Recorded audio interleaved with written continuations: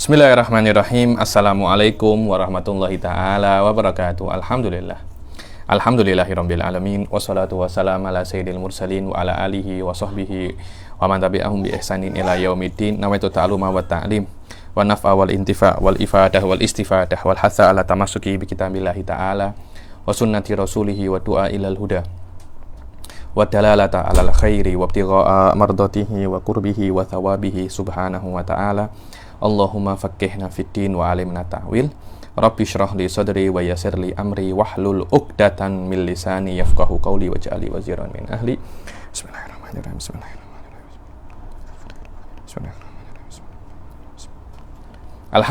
Alhamdulillah kita jumpa lagi di kelas ke-10 daripada kitab Safinatun Najah ini dengan syarah Nailur Rajah.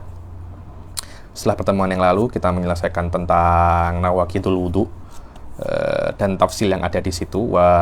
Saya sedikit memanjangkan tafsilnya karena saya tengok memang sangat-sangat penting sekali di dalam kita bermuamalah dengan Allah Subhanahu wa taala. Sekarang kita akan masuk ke bab yang setelahnya, yaitu kalau kita sudah mengetahui hal apa yang membuat wudhu kita batal, maka di bab ini kita akan mengetahui hal-hal yang haram kita lakukan ketika kita itu tidak mempunyai wudhu. Tidak mempunyai wudhu di dalam fikih Syafi'i sama maknanya dengan bahwasanya Anda mempunyai hadas kecil. Kalau Anda janabah, maknanya Anda mempunyai hadas besar. Dan sudah saya jelaskan bahwasanya ada perbedaan yang signifikan antara hadas dan najas. Yang mana yang najas, yang kalau dia itu mempunyai najis, maknanya perkara itu menghalangi Anda untuk sholat dengan sah, dan juga perkara itu tampak dengan panca indera, itu yang namanya najas. Akan tetapi yang namanya hadas, dia mempunyai efek yang sama dengan najas, yaitu menghalangi sahnya sholat. Akan tetapi yang namanya hadas itu dia perkara yang tak tampak, yang mana fuqaha mengatakan yang namanya hadas itu adalah amrun i'tibari. Mana amrun i'tibari, perkara dia bukan amrun i'tibari yang ada di dalam yang ada di dalam ilmu kalam. Yang maknanya amrun i'tibari ini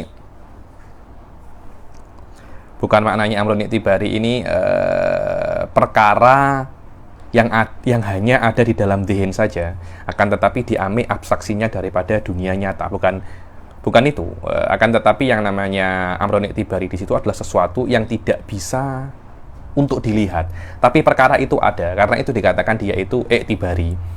I'tibari dengan makna tidak bisa diketahui dengan panca indera yang ada di dunia ini. Sebagian aulia mungkin bisa mengetahui karena Allah Subhanahu wa taala itu memberikan nikmat ketajaman panca indera. Karena itu sebagian aulia itu ketika melihat orang itu tidak mempunyai wudhu, dia akan melihat ada semacam hitam-hitam, noda hitam yang ada di dalam anggota-anggota wudhu, menandakan bahwasanya orang ini mempunyai hadas kecil. Itulah makna yang namanya amrun i'tibari yang disebutkan oleh fuqaha, ya. Ini bukan perkara yang hanya ada di otak tapi di dalam realita tidak ada, kan tetapi hadas itu ada di dalam realita, yang itu akan ada di dalam tubuh seseorang yang mempunyai hadas kecil, yang akan membuat sholat tidak sah kecuali dengan udzur. Nanti udzurnya mungkin dengan tayamum kah, atau faqidut tahuren, atau wama asbaha dzalik. Sekarang apa saja sih hal-hal yang haram dilakukan ketika orang itu tidak mempunyai wudhu? Di sini akan disebutkan hal-hal yang haram terhadap orang yang tidak mempunyai wudhu, kemudian yang mempunyai hadas besar dan dan dalam keadaan haid wa nifas. Adapun hal-hal yang tidak diperbolehkan untuk orang-orang yang kehilangan yang tidak mempunyai wudhu atau mempunyai hadas kecil, itu ada 4.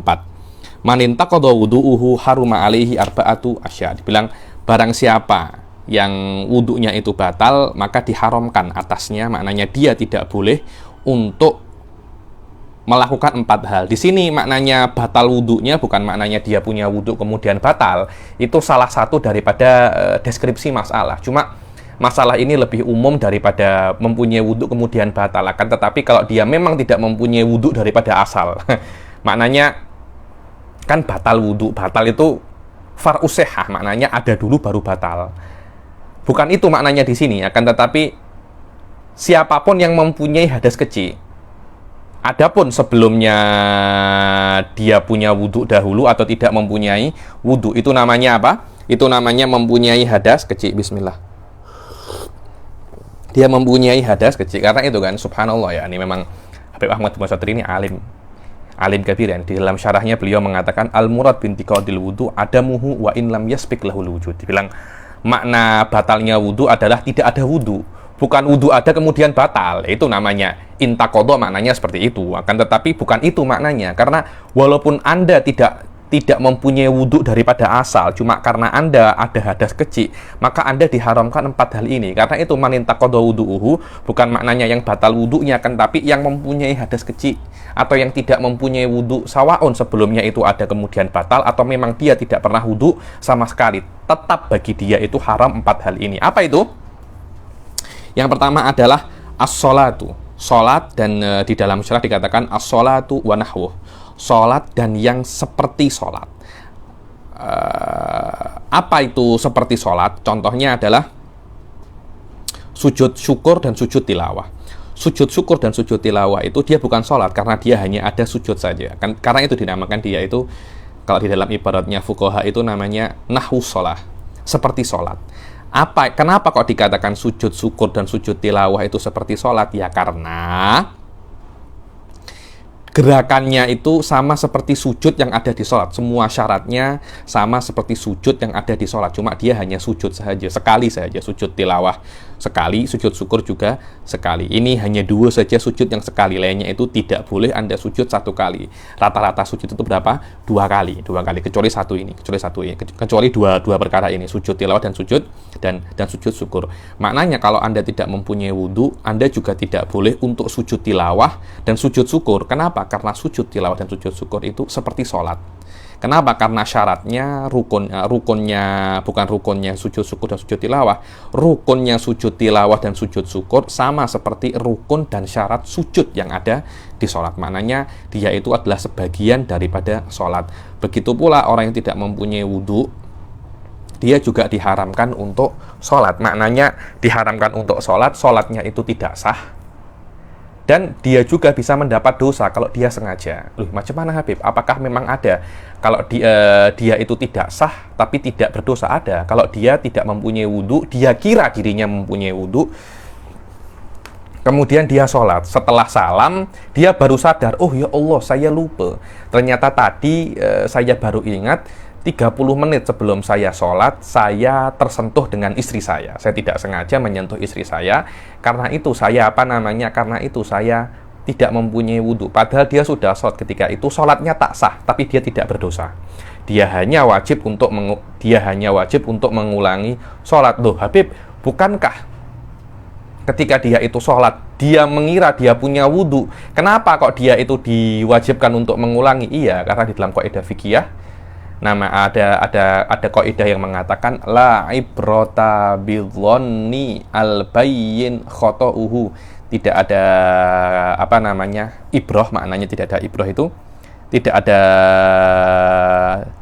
tidak diiktiraf sebuah dhon yang jelas salahnya. Semoga saya mempunyai kesempatan untuk mengajar qawaid fikih ini, karena dulu tuh saya tuh pandai qawaid. Saya pernah belajar sampai Ashbah wan Nadhair Suyuti, dan saya ambil sanad ilmu aqaid dan belajar secara detail dengan guru saya, yakni Said Abdurrahman Abdullah Segaf. Beliau memang doktorahnya di dalam qawaid fikih, dan saya banyak mengenal ilmu-ilmu qawaid ini daripada beliau, tasalsulnya, kemudian sejarahnya daripada beliau, dan beliau macam sering memberi saya kelas khas di dalam qawaid fikih. Saya sebenarnya ingin mengajar kitab qawaid ini, akan tetapi keadaannya masih terlampau busy sekarang karena ada tesis dan semua hal-hal yang berkaitan tentang corona ini buat pening. Nanti insya Allah jika ada kesempatan yang lebih selise, lebih free, atau lebih bisa untuk diatur, mungkin saya akan mengajar qawaid fikih mulai dari kitab yang paling basic insya Allah. Kadangkala kita itu ketika tidak mempunyai wudhu kemudian kita sholat, kita ini berdosa. Bila itu, kalau kita tahu kita tidak mempunyai wudhu kemudian kita sholat secara sengaja, itu namanya ada unsur mocking Allah Subhanahu wa Ta'ala. Karena itu masuk di dalam kaidah at-talabbus bil ibadah fasidah. Maknanya Anda melakukan ibadah yang fasidah. Maknanya Anda tahu ibadah itu tak sah, kemudian Anda melakukannya. Itu namanya apa? At-talabbus bil ibadah al fasidah. Inilah hal yang pertama yang haram bagi orang yang tidak mempunyai wudu, yaitu apa? As-shalah. Begitu pula hal yang diharamkan ketika orang itu tidak mempunyai wudu, yaitu at-tawaf. Lah, at-tawaf ini sedikit pelik at-tawaf ini.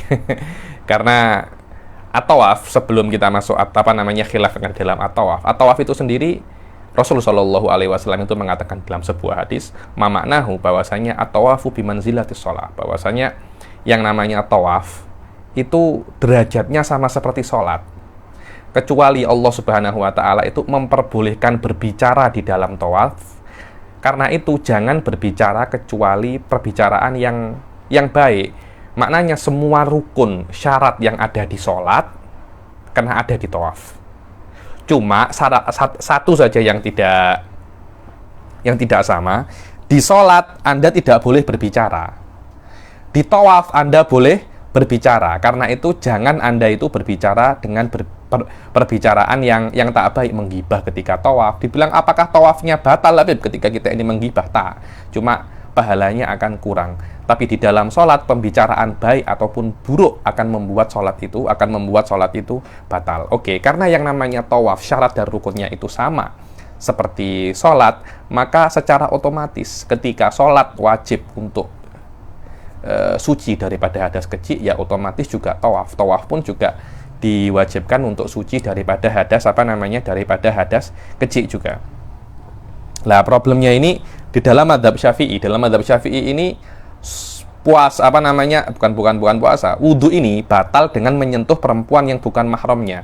Kalau Anda dalam keadaan haji tidak menyentuh perempuan secara sengaja atau secara tidak sengaja, terutama secara tidak sengaja ya, yang bukan muhrimnya, itu sangat susah sekali. Sangat susah sekali, terutama dengan berdesak-desaan, ramai sekali. Saya punya kawan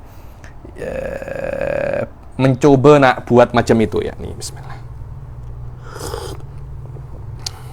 Saya punya kawan Syafi'iyun muta'assib ya, di Syafi'iyun muta'assib. Nak coba tawaf menggunakan mazhab Syafi'i. Susah.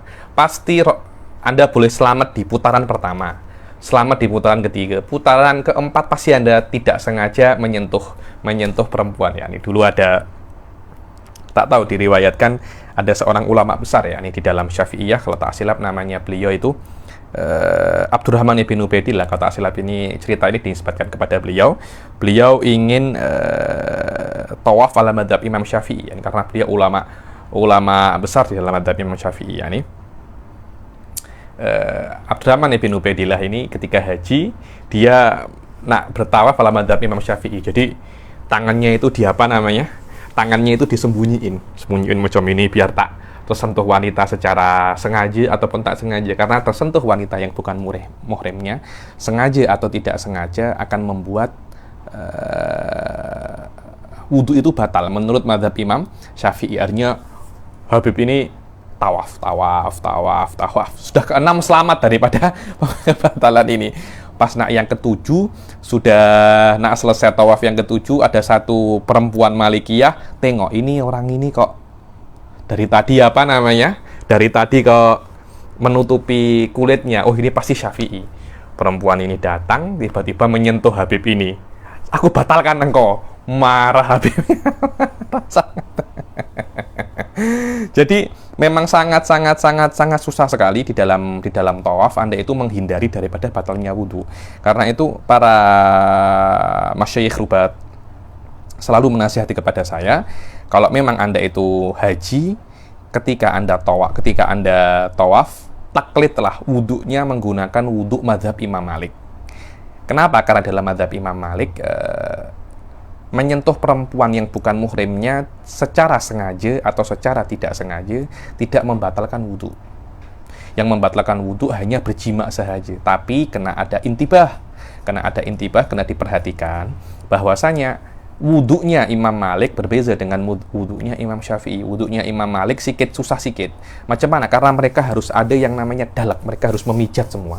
Beberapa rukun mungkin tak sama, beberapa syarat mungkin tak sama. Karena itu jangan Anda menggunakan syaratnya Imam Syafi'i, kemudian Anda taklid batalnya Imam Malik. Kalau Anda nak taklid Imam Malik, ya taklid semua wudu di dalam syarat dan rukunnya.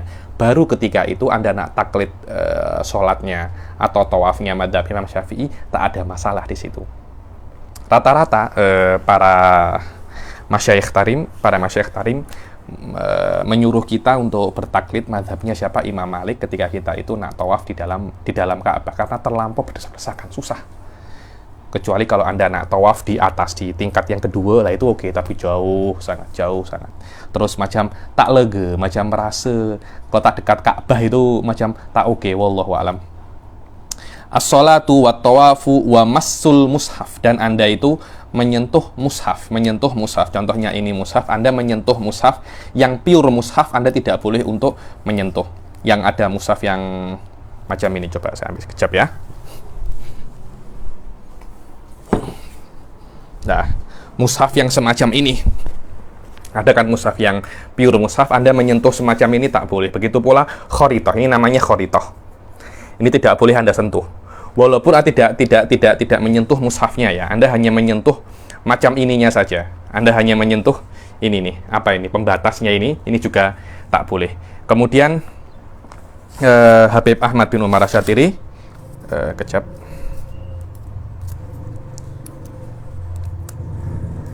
Habib Ahmad bin Umar Asyatiri juga mengatakan, wa masul mushaf wa jildihi al-muttasil bi. Anda tidak boleh untuk menyentuh mushaf, ini di dalamnya, ini namanya mushaf. Mushaf ini Al-Quran. Jadi Anda boleh mengatakan ini Al-Quran, Anda boleh mengatakan ini mushaf. Cuma para fuqaha, terutama mutakalimin, lebih sesuai mengatakan ini mushaf. Karena kata-kata Al-Quran itu bisa diitlaqkan dua. Ini mushaf atau sifat yang qaim bidzatillah subhanahu wa ta'ala. Karena itu tidak dikatakan Al-Quran makhluk atau apa, karena takut untuk diisyatkan kepada kalamnya Allah yang qaim bidzatihi. Karena itu lebih baik kita mengatakan ini adalah mushaf. Maknanya tidak diperbolehkan untuk menyentuh mushaf macam ini. Menyentuh tidak diperbolehkan. Ini namanya jilidnya mushaf, karena ini bukan mushaf ya, ini hanya jilidnya saja. Mushaf itu yang di dalamnya, yang mulai surat Al-Fatihah sampai ke An-Nas itu baru namanya mushaf. Anda menyentuh mushaf pun juga tak boleh, Anda menyentuh jilidnya pun tak boleh, Anda juga menyentuh yang yang kosong-kosong ini tak boleh. Berbeza kalau Anda nak menyentuh kitab tafsir. Kalau menyentuh kitab tafsir, Anda tidak diperbolehkan menyentuh huruf Al-Qur'annya. Tapi Anda menyentuh huruf tafsirnya tidak ada masalah. Begitu pula Anda tidak diperbolehkan menyentuh ini. Ini namanya khoritoh. Begitu pula Anda tidak diperbolehkan untuk menyentuh apa ya? Biasanya mushaf itu ada beberapa mushaf itu ada semacam ininya. Ada macam tempatnya macam ini. Lah Anda menyentuh tempatnya saja tidak boleh. Selama mushafnya itu ada di situ. Menyentuh kotaknya mushaf tidak boleh selama mushafnya juga ada di situ. Begitu pula al-laqah. Al-laqah ini apa ya? Al-laqah ini biasanya kalau ditarim itu untuk membawa mushafnya itu, untuk membawa mushafnya. Biasanya mushaf ini dibungkus dengan kain.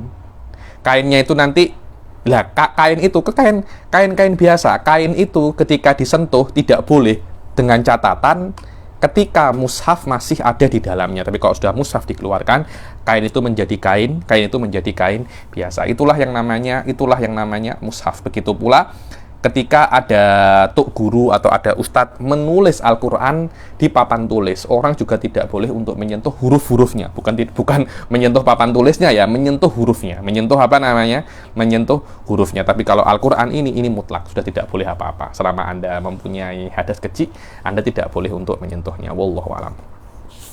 Wa mashul mushaf wa hamluhu, membawa mushaf. Membawa mushaf. Kejap, ini saya kembalikan dulu. Setelah ini saja, setelah membawa mushaf. Anda membawa tidak boleh membawa macam ini, walaupun tidak loh Habib. Mungkin membawa pasti menyentuh, Habib. Ini membawa dan menyentuh. Apakah membawa mesti menyentuh? Tidak. Kadangkala Anda itu membawa di bag. Jadi Anda tahu di dalam bag itu ada Al-Quran, jadi Anda membawa bag yang ada Al-Qurannya. Apakah dianggap Anda itu membawa Al-Quran? Dengan catatan, Anda dikatakan Anda itu membawa Al-Quran yang haram dilakukan untuk orang yang tidak mempunyai wudhu. Kalau Anda ketika membawa bag itu, Anda berniat untuk membawa Al-Quran saja. Maknanya, saya tak perlu bagnya. Dan di dalam bag itu ada beberapa barang. Saya tak perlu barang-barang itu, saya hanya perlu Al-Qur'annya saja. Kalau Anda hanya bermaksud membawa Al-Qur'annya saja, maka ketika itu haram bagi Anda untuk membawa. Atau Anda Anda bermaksud dua-duanya. Ya, saya bermaksud untuk membawa Qur'annya, dan saya juga bermaksud untuk membawa bagnya dan barang-barang yang ada di situ. Ketika itu juga diharamkan. Kenapa? Karena ada sebuah kaidah itu mengatakan, idza ijtama'al mubih wal muharrim, atau idza ijtama'al halalu wal haram ghulibal haram. Kalau ada halal dan haram itu di dalam satu perkara, maka yang haram lebih dikuatkan jika level halal dan haramnya itu sama. Di dalam case ini level halal dan haramnya itu sama, karena itu lebih dikuatkan yang haram. Tapi kalau Anda hanya bermaksud untuk Anda bermaksud selain Al-Quran, saya ini bawa bag bukan Qurannya, tapi bagnya saja saya nak bawa bagnya saja, dan saya nak bawa barang yang ada di bag, tapi niat saya hakiki bukan Al-Quran. Kalau itu tidak ada khilaf bahwasanya diperbolehkan untuk buat semacam itu, walaupun Anda tidak mempunyai wudhu. Dan yang terakhir adalah, kenapa Anda nak bawa bag ini saja, saya tidak ada maksud apa-apa. Kalau Anda tidak bermaksud apa-apa, lah Anda bermaksud Quran wala selain Quran, maka perkara itu tidak haram menurut Imam Romli dan haram menurut Imam Ibn Hajar. Wallahu alam. Inilah empat hal yang diharamkan bagi orang.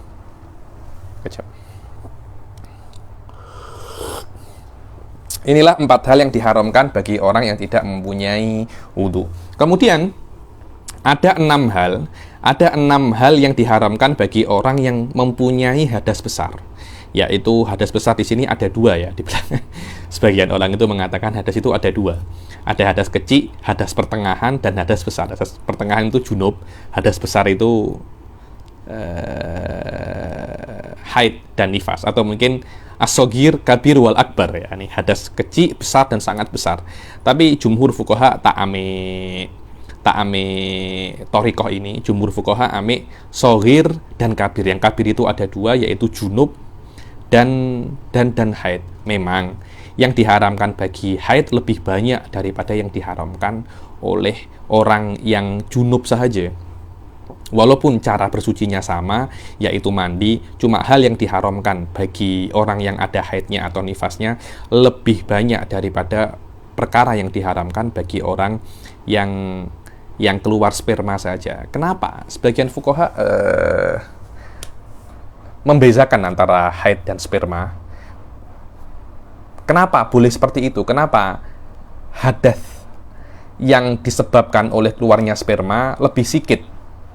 Maksudnya lebih rendah levelnya daripada hadas yang disebabkan oleh keluarnya darah haid. Kenapa? Karena memang ada perbedaan antara haid dan mani. Apa perbezaannya, Habib? Haid itu darah, dan darah itu najis. Berbeza dengan sperma. Sperma itu suci. Walaupun sperma itu menyebabkan hadas besar, tapi karena sperma itu suci, maka efek daripada sperma yang suci tidak seteruk efek daripada darah haid yang najis. Karena itu, yang haram bagi darah itu ada yang cakap 10, ada yang cakap 11. Musannif Safinatun Najah mengatakan 11, tapi Syarih mengatakan Musannif Safinatun Najah mengatakan 10, akan tetapi Syarih mengatakan 11. Sedangkan di dalam sperma, hadas yang disebabkan oleh keluarnya mani hanya 6 saja. Kenapa? Yaitu tadi bedanya, satunya najis dan satunya suci. Wallahu a'lam. Dan adapun yang kita kembali ke dalam matan, wa yahrumu 'alal junubi sittatu asya, dan haram bagi orang yang berjanabah mempunyai hadas janabah 6 hal. Apa itu? Yang 4 sama dengan wudu, jadi tak payah diulangi lagi. As-sholatu wa tawafu wa masul mushaf wa hamluhu. Yang kelima apa? Al-lubthu fil masjid. Makna lubthu di sini adalah al-uquf. Makna uquf di sini adalah berdiam di masjid. Diam macam mana tolak ukur dia itu uquf atau mukus di dalam masjid? Tolak ukurnya adalah ketika orang itu ada di dalam masjid lebih daripada qadar subhanallah. Itu namanya uquf. Begitu pula sama seperti uquf itu atau lubus itu taraddud. Apa itu taraddud? Taraddud itu adalah masuk daripada satu pintu, keluar daripada pintu yang lain. Itu namanya apa? Itu namanya taraddud. Jadi kalau ada orang itu junub, kemudian dia masuk ke masjid, kemudian dia balik lagi, sudah dikatakan dia itu haram. Yang diperbolehkan untuk orang junub itu adalah apa? Abiru sabilin. Abiru sabilin. Illa abiru sabilin. Abiru sabilin ini memang sudah mansus dalam Al-Quran, kita tak boleh buat apa-apa. Maknanya orang yang junub diperbolehkan dia masuk masjid dengan satu catatan. Apa? Kalau dia hanya melewati. Maknanya ini masjid, ini jalan, dia hanya nak potong jalan dengan cara melewati masjid. Saya dulu pernah, bila-bila saya tengok, bukan saya pernah buat seperti itu, tapi saya ketika saya dulu baca di Jordan, dulu kalau tak silap saya pernah mengajar di Andor beberapa saat. Di Andornya Isrofnya Syekh Said Foda, beberapa saat saya mengajar di Andor. Di dekat Andor itu, dekatnya Jamiah Urduniyah ya, ini ada macam masjid. Masjid itu dia antara dua jalan. Jadi kalau Anda nak ke jalan yang sampingnya, kalau Anda tidak memotong masjid, Anda kena berputar jauh sangat. Tapi kalau Anda melewati masjid, cepat. Anda kalau melewati masjid, cepat. Dan saya itu sering untuk memotong jalan melewati melewati masjid. Kalau saya dalam keadaan junub saya buat seperti itu, saya tak dosa. Kenapa? Karena saya dianggap bukan lubus atau taraddud, tapi apa? Murur. Yang namanya murur atau tolak ukurnya murur yang tidak diharamkan bagi junub adalah masuk dari pintu, keluar daripada pintu yang lain. Itulah maknanya apa? Itulah maknanya lubus. Kita baca syarahnya karena syarahnya ini penting sedikit di dalam masalah ini. Dibilang annal asya as-sittah allati tahrumu mulabasatu ahadiha ala alladhi qama bi badanihi dzalikal amrul i'tibari hiyal arba'ah allati tahrumu mulabasatu ahadiha ala man laysa bi mutawaddi. Dibilang 6 perkara yang haram. 6 perkara yang haram bagi junub. Yang 4 adalah 6 perkara yang 4 daripada 6 ini adalah yang haram bagi orang yang tidak mempunyai wudu. Yang 2 apa? Yang 2 adalah, yang pertama adalah al-lubus awit taraddud. Dibilang dia itu berdiam diri atau dia taraddud. Taraddud itu pusing-pusing atau bolak-balik, mundar-mandir. Kalau orang Indonesia cakapnya mundar-mandir, kalau orang Malaysia cakapnya pusing-pusing di masjid. Ingkana musliman mukallafan, kalau dia itu dalam keadaan, kalau dia itu muslim mukallaf. Maknanya orang kafir junub tidak apa-apa untuk masuk masjid, dan orang muslim yang masih belum mukallaf tidak apa-apa masuk masjid kalau dalam keadaan dia itu junub. Contohnya mungkin orang gila atau mungkin orang pingsan atau hakada. Dan dengan catatan orang muslim orang junub itu bukan nabi. Kalau Nabi junub masuk di masjid tidak ada masalah, karena Nabi itu tohir jasaduhu tohir wala ma'dur, dan tidak dalam keadaan ma'dur. Kalau ma'dur kita nak buat apa? Dia junub, semuanya oke, dia muslim biasa, dia ada di masjid tapi dia ma'dur, dia junub, dia di masjid tapi dia ma'dur.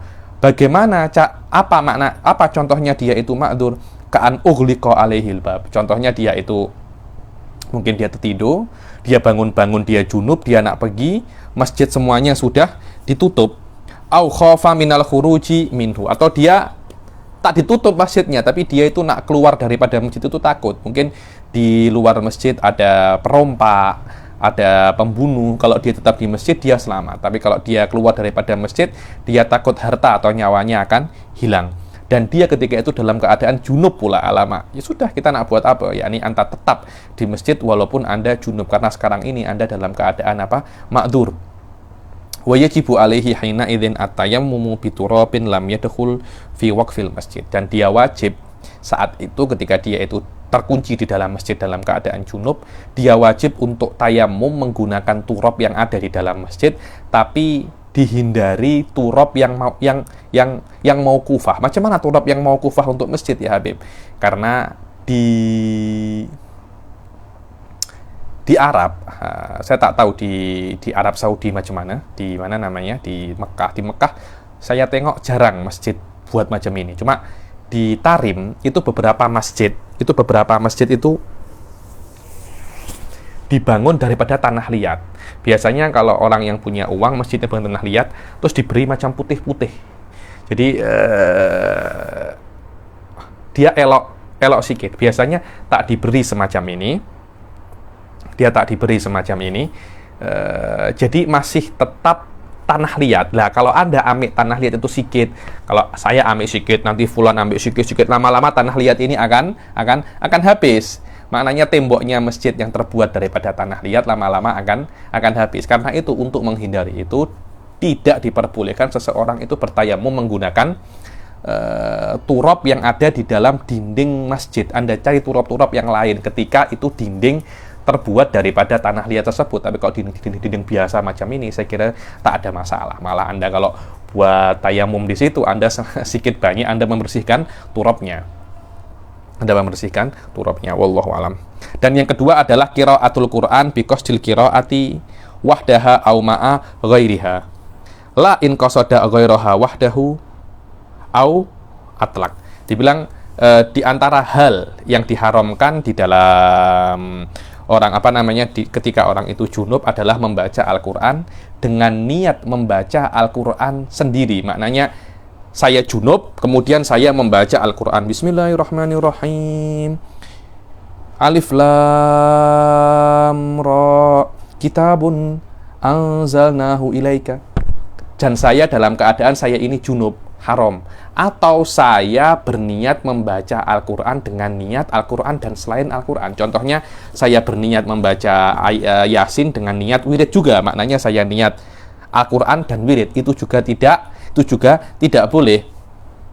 Tapi kalau saya membaca Al-Quran dengan niat bukan wirid, contohnya bukan Quran, contohnya saya membaca Wirdul Latif dalam keadaan saya junub, dan di dalam Wirdul Latif banyak sekali ayat-ayat Al-Quran, itu tidak ada masalah. Kenapa? Karena saya membaca Al-Quran dengan niat wirid, atau dengan niat berdoa. Contohnya macam mana?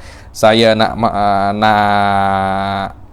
drive kereta, saya membaca doa Bismillahirrahmanirrahim wa mursaha. Itu kan ayat Al-Quran, cuma saya niatkan untuk berdoa, itu tidak ada masalah. Atau atlak, maknanya saya membaca Al-Quran tapi tidak berniat apa-apa. Kenapa? Ya hanya macam lidah saya otomatis buat macam itu karena saya sudah terbiasa. Itu tidak ada masalah. Inilah hal-hal yang diharamkan ketika orang itu berjunub. Yang setelahnya adalah hal-hal yang diharamkan ketika orang itu haid atau nifas. Dan sudah saya katakan, perkara yang diharamkan karena haid dan nifas lebih banyak daripada perkara yang diharamkan ketika orang itu junub. Kenapa? Karena sperma itu suci dan haid itu najis. Karena perbezaan najis dan sucinya itu menjadikan efek terhadap perkara yang diharamkan lebih banyak. Yang diharamkan adalah 10 di dalam matan Safinah, ataupun syariat akan menyebutkan satu lagi yang tidak ada di sini. Apa itu 10? 6 sama dengan yang ada di dalam junub. Masul mushaf, as-sholah wa tawaf wa masul mushaf wa hamluhu wa lubuth fil masjid wa qiraatul Quran. Ini adalah 6. Adapun yang ketujuh adalah as-saum. Yang ke-8 adalah at-tolak, al-murur fil masjid, in khawfat talwita. Yang ke-9 adalah murur. Makna murur adalah Anda masuk ke masjid daripada satu pintu, kemudian keluar daripada pintu yang lain, kalau perempuan tersebut takut untuk mengotori masjid. Karena zaman dahulu itu apa ya? Kalau orang Indonesia cakapnya soft text, apa namanya itu? Untuk darah haid itu, saya tak tahu apa, lupa saya namanya di Malaysia. Cuma orang Indonesia cakapnya soft text. Kalau soft text-nya itu tak tebal. Zaman dahulu kan pakai kain saja. Jadi potensi untuk darahnya itu menetes itu sangat sangat sangat tinggi sekali. Kan tapi sekarang sudah ada yang zaman-zaman baru sekarang, ada apa itu namanya soft text. Sekarang sudah tidak ada masalah. Wal istimta bima baina surrah wa rubah. Kita akan jelaskan mulai daripada apa as-saum. Daripada as-saum. Apa itu as-saum? Jadi maknanya Anda itu ketika Anda itu haid, Anda tidak boleh puasa. Maknanya ketika Anda itu puasa, Anda tidak boleh haid, secara otomatis seperti itu. Seseorang itu, perempuan itu akan puasa mulai daripada terbitnya fajar sampai tenggelamnya matahari. Mulai daripada detik pertama Anda puasa sampai detik terakhir Anda itu puasa, tidak boleh ada satu detik pun perempuan itu terkena apa namanya? Perempuan itu terkena atau datang kepadanya darah haid. Kalau ada satu saja dia itu, maksudnya satu detik saja haid itu datang, contohnya kalau adzan itu pukul di Malaysia adzan pukul 7.30 ya. 7.30 dia adzan, maknanya kalau dari awal tak ada apa-apa, pukul 7 dia datang haid, puasanya puasanya batal. Kurang 30 menit lagi. Lil asaf. Puasa Anda batal. Puasa Anda batal. Jayyid jiddan. Oke. As-saumu wat-tolaku. At-tolak ini dia ini haram bukan untuk perempuannya, tapi untuk suaminya. Maknanya seorang suami tidak diperbolehkan dia itu mentalak istrinya dalam keadaan istrinya itu sedang dalam keadaan dalam keadaan haid. Kalau istrinya ditolak dalam keadaan haid, walaupun istrinya yang meminta, ayo ceraikan aku, Anda tidak diperbolehkan untuk terbawa suasana, kemudian Anda itu menceraikan istri Anda dalam keadaan dia itu haid. Kalau memang sudah tidak tahan dengan istri Anda, wa na'udzubillah, hal-hal yang berkaitan dengan perceraian, itu hilangkan daripada otak Anda. Guru-guru saya seperti Syekh Ba'udhan selalu menasihati kepada saya bahwasanya perceraian tidak akan menyelesaikan masalah, tapi malah akan memperumit masalah. Kena bersabar berdoa kepada Allah Subhanahu wa taala. Kalau emang sudah tak tahan dengan istri atau istri tak tahan dengan suami, berdoa kepada Allah semoga diberi hidayah. Jadikan pasangan kita itu ladang pahala untuk kita di dalam bersabar. Hidup tidak selamanya. 60, 70 tahun, 80 tahun, kalau ada rezeki 90 tahun, insya Allah akan mati. Insya Allah akan mati. Selesai masalah sabar, kemudian nanti akan diganti oleh Allah istri atau suami atau pasangan yang lebih baik di dunia, di akhirat kelak nanti. Memang kena sabar, tapi perceraian lebih baik dihindari sebisa mungkin. Kalau memang terpaksa untuk bercerai, maka seyogyanya seseorang itu jangan mendolimi istri. Macam mana jangan mendolimi istri? Usahakan ketika bercerai itu tidak memperpanjang iddahnya. Karena ketika perempuan itu dalam keadaan haid itu tidak akan dianggap dia itu satu iddah. Maknanya dia kena tunggu setelah dia itu suci lagi baru dianggap satu iddah. Maknanya ketika seseorang itu mentalak istrinya di dalam keadaan haid, maka waktu istrinya itu untuk menunggu dia suci, dia selesai iddah akan lebih lama daripada seorang wanita yang diceraikan dalam keadaan tidak haid. Maknanya syariat itu tidak suka perempuan itu tidak mempunyai suami walaupun cuma 1 hari. Kenapa? Karena potensi untuk berzina, potensi untuk berbuat maksiat sangat tinggi sekali, apalagi di zaman seperti sekarang yang media sosial semakin menggila, sudah tampak semuanya. Sangat berbahaya sekali untuk menjadikan seorang wanita itu tidak mempunyai pasangan, karena ada potensi dia tergoda atau digoda dengan laki-laki yang lain. apalagi sekarang apa namanya, nama-nama apa, gelar-gelar, ini janda, ini banyak apa namanya, banyak disalahartikan oleh orang-orang. Karena itu syariat itu tidak suka untuk melihat perempuan itu tidak mempunyai pasangan, tidak mempunyai istri walaupun satu hari. Karena itu dikatakan, karena itu apa namanya, diharamkan seseorang itu mentalak istrinya dalam keadaan istrinya itu dalam keadaan haid. Kenapa? Karena efeknya masa iddahnya akan lebih panjang daripada dia itu ditalak dalam keadaan tidak haid. Walaupun yang meminta itu adalah istrinya sendiri, tetap diharamkan, kecuali kalau istrinya itu khulu. Dengan makna khulu, dia menawarkan uang. Kalau memang Anda menceraikan saya sekarang, saya akan beri Anda 10.000 ringgit. Ketika itu tidak apa-apa. Kenapa? Karena dia sendiri yang menginginkan, dia tidak mempunyai pasangan dalam beberapa waktu yang sedikit lama, yang dianggap oleh syariat waktu ini sangat-sangat berbahaya. Ketika seperti itu tidak ada masalah. Kenapa? Karena ketika seorang wanita, seorang istri menawarkan uangnya untuk talak, itu maknanya memang dia sudah mencapai klimaks dan ujung kesabaran terhadap suaminya. Wallahu a'lam.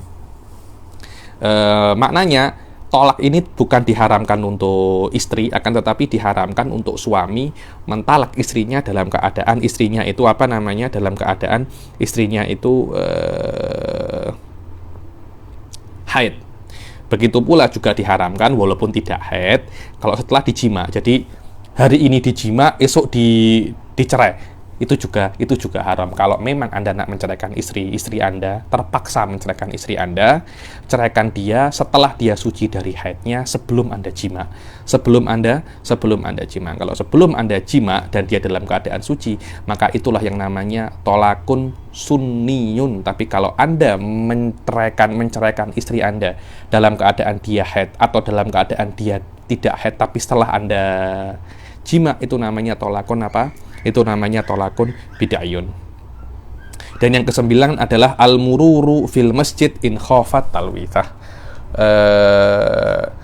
Diharamkan juga bagi seorang perempuan yang haid itu, kalau perempuan haid itu melewati masjid, bukan lubus ya, kalau lubus lebih-lebih lagi, tapi ini cukup murur saja, karena murur itu lebih ringan.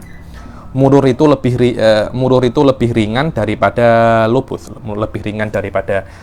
yang mana murur itu adalah masuk daripada pintu, kemudian keluar daripada pintu yang lain. Itu saja diharamkan bagi perempuan yang haid. Kalau perempuan itu ada potensi dia bisa untuk mengotori masjid dengan menetesnya darah haid dia. Karena pada zaman dahulu softteknya perempuan itu nipis saja karena daripada kain. Ketika daripada kain, maka potensi untuk menetes itu besar dan akan membuat masjid itu najis. Tapi sekarang tidak ada masalah. Sekarang sudah dengan adanya pembalut sekarang sudah tidak ada masalah. Maknanya kalau ada murur, kalau Anda haid, perempuan haid kemudian nak melewati masjid, hukumnya sudah tidak haram, tapi makruh saja. Makruh saja.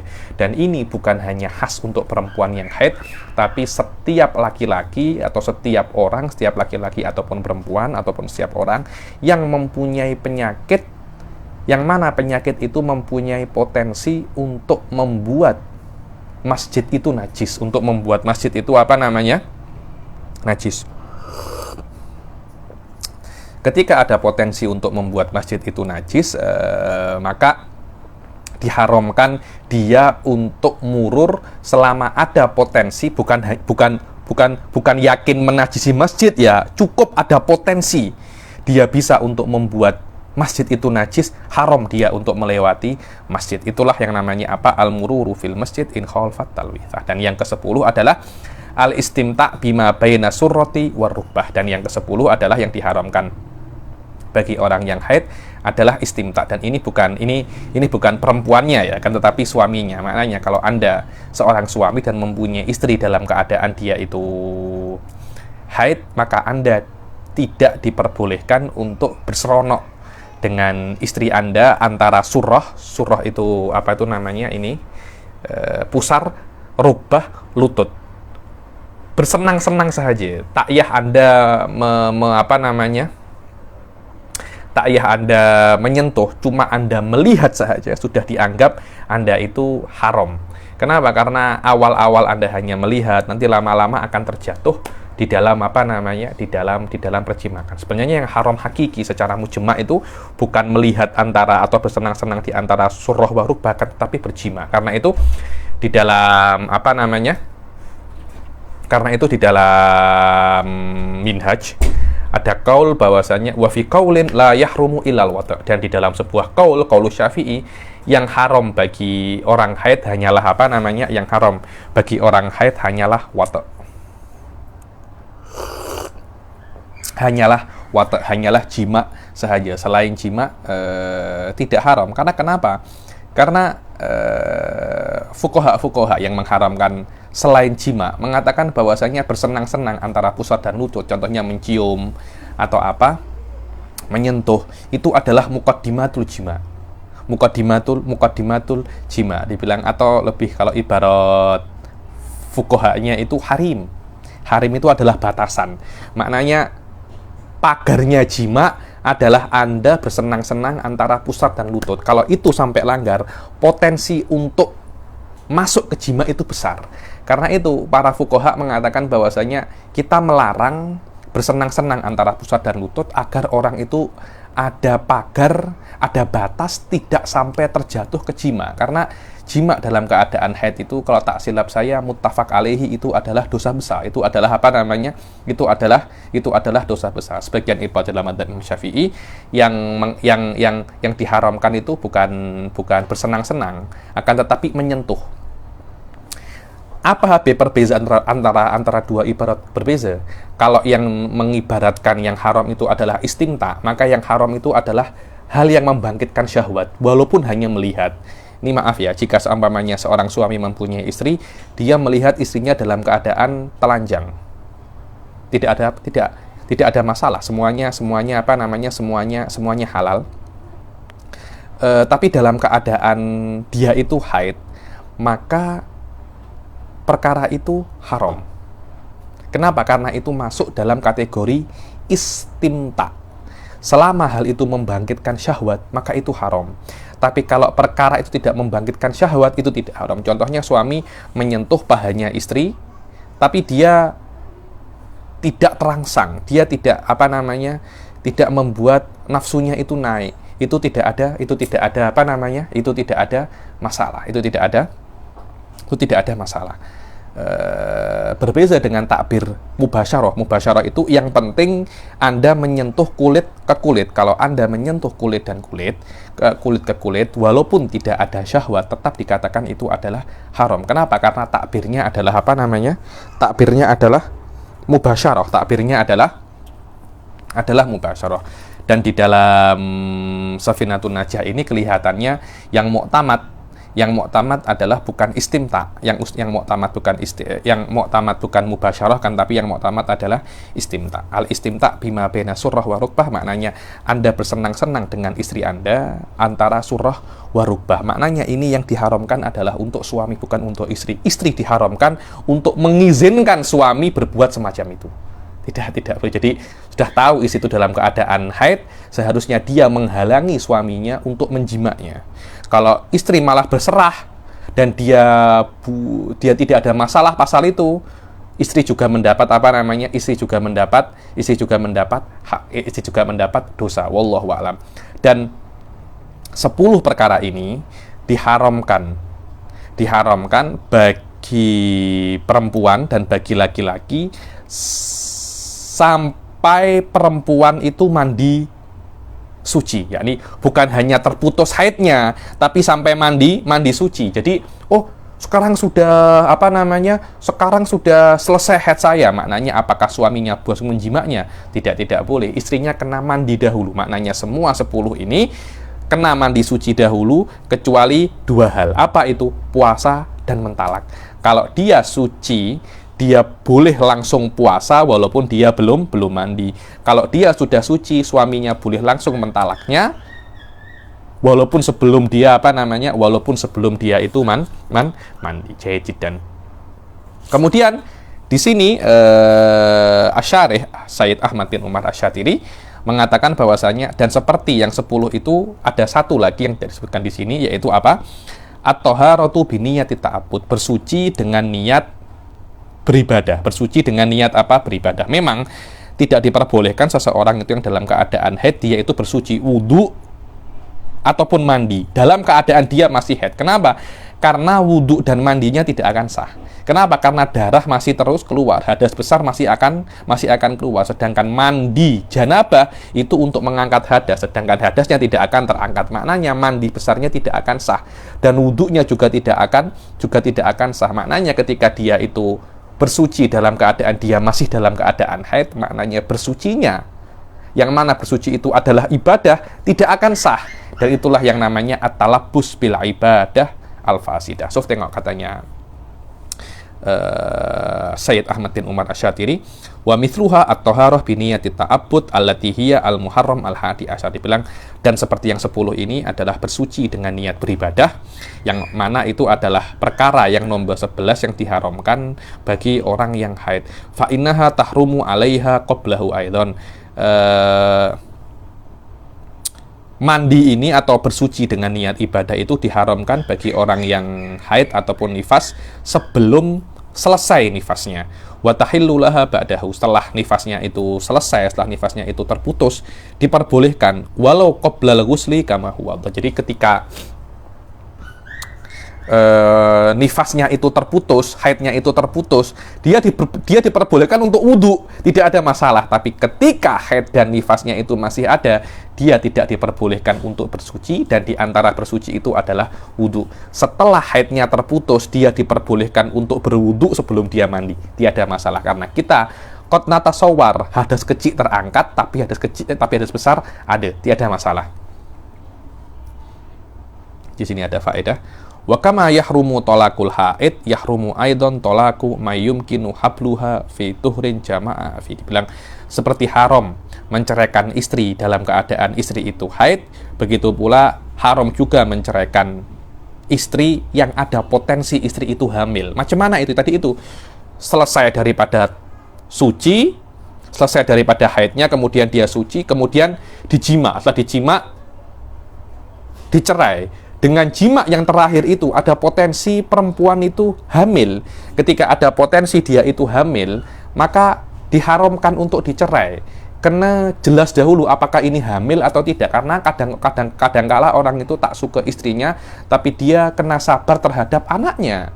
Maknanya saya ini tak suka dengan istri saya, tapi kalau saya ceraikan istri saya, nanti macam mana anak saya? Jadi dia bersabar dengan istrinya karena anaknya. Potensi itu ada. Ditakutkan dia itu menyesal karena menceraikan istrinya yang sedang hamil. Better ditunggu dahulu apakah memang ini benar-benar hamil atau tidak. Macam mana ditunggunya? Tunggu sampai haid setelahnya. Karena biasanya kalau perempuan itu haid, dia tidak hamil, biasanya seperti itu. Walaupun mu'tamad inda Syafi'iyah bahwasanya al-hamilu tahid, tapi biasanya kalau dia itu haid, dia tidak hamil. Au fil haidil qablahu in lam tabdullahu fi muqabilihi malan. Atau di haid sebelum jima tadi itu, kalau dia itu tidak tidak memberikan uang, maknanya dia tidak menghulu. Artinya diharamkan seseorang itu mentalak istrinya dalam keadaan haid, kecuali dalam satu case. Apa itu? Kalau istrinya yang nak dengan memberikan uang. Tapi kalau hanya istrinya cakap ceraikan aku tanpa ada uang, tidak boleh dituruti. Inilah hal-hal yang inilah hal-hal yang diharamkan bagi orang yang tidak mempunyai wudu atau janabah ataupun haid. Sebenarnya saya nak masuk di dalam asbabut tayammum, tapi macam saya penat sedikit dan sudah nak 1 jam. Saya hanya akan jelaskan sedikit saja tentang tayammum ini. Bahwasanya tayammum itu dia itu adalah toharoh dorurah. Toharoh Toharoh dorurah. Mana toharoh dorurah? Dia tidak boleh untuk digunakan ketika wudu itu masih ada, ketika air itu masih ada, walaupun sedikit. Ketika ada air sedikit, Anda kena pakai air itu secukupnya, karena kadang-kadang kala Anda kira air itu sedikit, tapi ternyata dia cukup untuk Anda bertayamum, untuk Anda untuk Anda bertayamum. Karena itu